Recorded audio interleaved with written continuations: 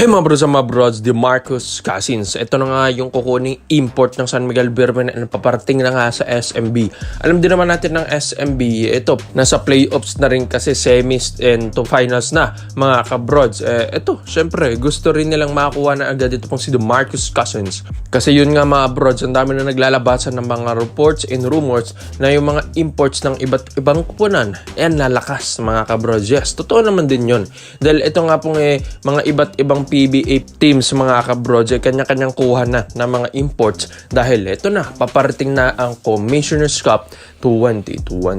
Well mga kabrods, alam din naman natin kung gaano rin kalakas ito pong si DeMarcus Cousins. Yes, 6'10" or 6'11" ng height and former NBA star. Yes mga bros, 4-time NBA All-Star rin ito and huli na niyang pinaglaruan sa NBA yung Denver Nuggets. Ngayon naman kasi nasa Mets de Guaynabo ito dito sa Puerto Rico. Pero syempre mga kabrods, ito yung recent na award nito po ni DeMarcus Cousins dahil napa-champion niya yung Taiwan Beer Leopards. Yes, dito sa Taiwan siya rin ng tinanghal na Taiwan League Finals MVP that time mga kabrods noong 2024. So kayang-kaya nito ni DeMarcus Cousins na mapa-champion talaga yung mga kupunan na mapupuntahan niya. Ang Taiwan nga napa-champion niya. Paano pa dito sa PBA rin mga kabrods dahil yun nga, kaya magbuhat ng kupunan nito ni DeMarcus Cousins. Ang laruan ba naman at skill set din nito mga kabrods, syempre yung dito sa pang ilalim sa paint niya mga kabrods.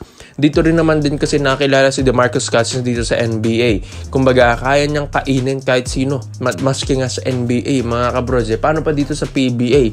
Talagang kakainin niya maski imports pa yan or mas malaki pa sa kanya and locals lalo na, di ba mga kabrods? Isang laro, isang tama, isang tsansa, isang sandali, maranasan itong lahat. 1xBet. Saktong-sakto PBA Finals tayo, TNT versus San Miguel Beermen at dito naman NBA Games natin Season 2026 mga kabrods. Yan din naman kasi yung prime na DeMarcus Cousins. Pero ngayon, na 35 years old na siya mga kabrods, nandoon pa rin. Sabi nga nila parang hindi natanda ito pong si DeMarcus Cousins. Kumbaga parang mas tumigas pa nga daw ito lalo. Lalong-lalo na dito sa Puerto Rico. Yes mga kabrods, dito sa Palincesto National League mga kabrods. Dito nga, mas nahasa pa lalo sa ito pong si DeMarcus Cousins. So, inaabangan ng San Miguel Beermen ng kontrata niya dyan para nga makapaglaro na dito sa PBA, dito sa SMB. Dahil yun nga mga brods, in contacts na ito pong San Miguel Beermen and ang agent ni DeMarcus Cousins para nga sa magandang kontrata dito sa PBA. So yes, hindi pa naman ito nakapaglaro sa PBA pero sa MPBL biruin nyo yan, MPBL, buti pa yung MPBL na Zamboanga Valientes naging import ito pong si DeMarcus Cousins. So kung ang MPBL na Zamboanga ay kayang kunin si DeMarcus Cousins, paano pa ang PBA na San Miguel Beermen? Yes mga brods, mas malaki ang pera niyan.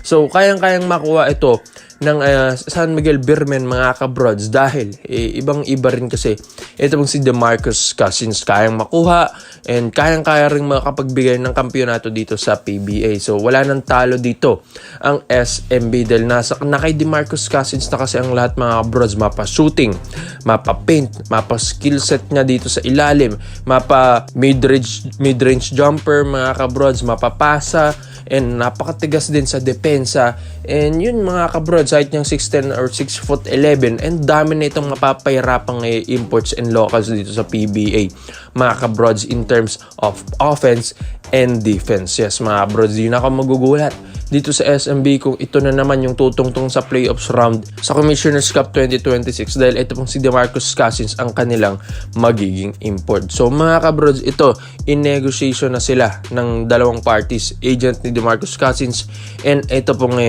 San Miguel Beermen Management. So ikaw mga bros, tingin mo sa lahat po ng mga SMB fans, malaking bagay na makuha ba ito pong former NBA star na si DeMarcus Cousins dito sa San Miguel Beermen? Komento mo lang po yung dyan mga bros, isa-isa natin yan.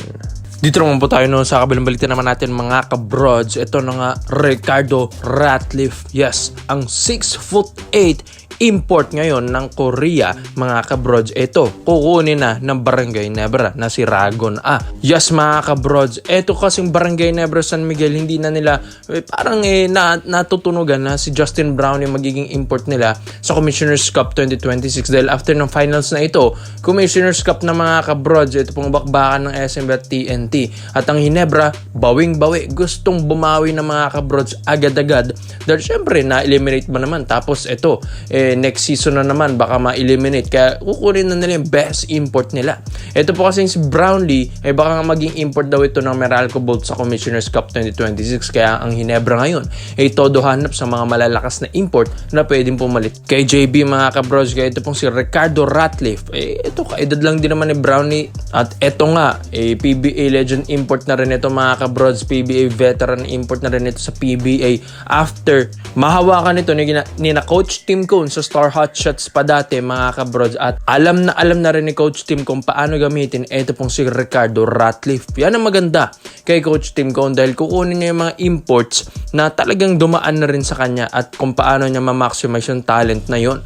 Kaya nga ito pong si Ricardo Ratcliffe, alam din naman nating bumalik ito sa Hotshot sa Magnolia last year pero yun nga mga kabrods, gusto naman itong kunin ni Coach Tim Cone sa Barangay Nebra San Miguel naman. Ito mga kabrods, 6'8" mas malaki kay JB and yun nga sa katigasan ni Ricardo Ratcliffe kayang-kayang lumaro nito sa 4 or 5 mga kabrods. Yan ang kagandahan kay Ricardo, magaling sa rebounds, magaling sa assist, magaling sa block shots, lalong-lalo na sa depensa.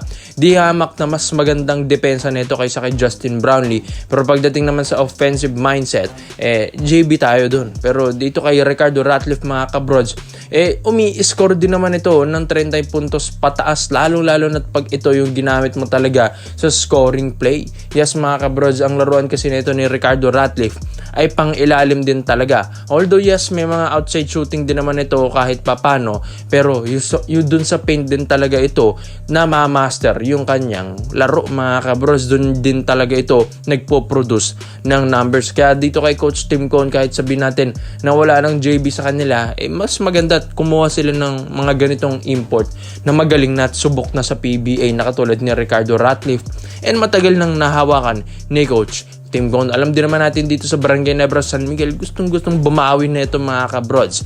Sabi nga nila ilang taon nang hindi nagcha-champion ng Ginebra, 2026 na, tapos hindi pa nagcha-champion ulit ang Ginebra mga kabrods. 3 years na mga kabrods, kung di man ako nagkakamali, 3 years na nga hindi daw nagcha-champion ng Barangay Nebra San Miguel. So ano na nangyari sa Ginebra? So ito, kailangan nila mag-rebuild ng lineup after silang nalaglag ng SMB sa semis. Ito, ang daming mga weaknesses na nakitang Barangay Nebra San Miguel.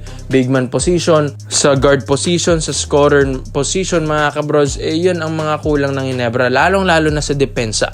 Ito kasing si Ricardo Ratcliffe, magandang depensa nito.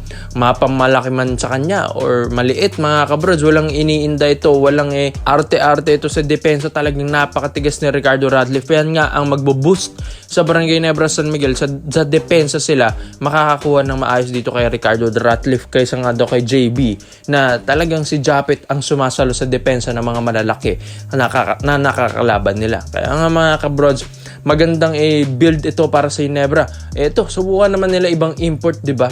Okay nang subukan ng Meralco si Brownlee doon sa Commissioner's Cup at itong Ginebra, malay nyo, mas mag-click pala ito pong si Ricardo Ratcliffe ngayong 2026 sa Barangay Nebra San Miguel. Kaya komento mo lang ang opinion mo dito mga brods at isa-isa natin yan. Salamat po sa panonood mga brods. This is Phil Basketball Trade Option lang.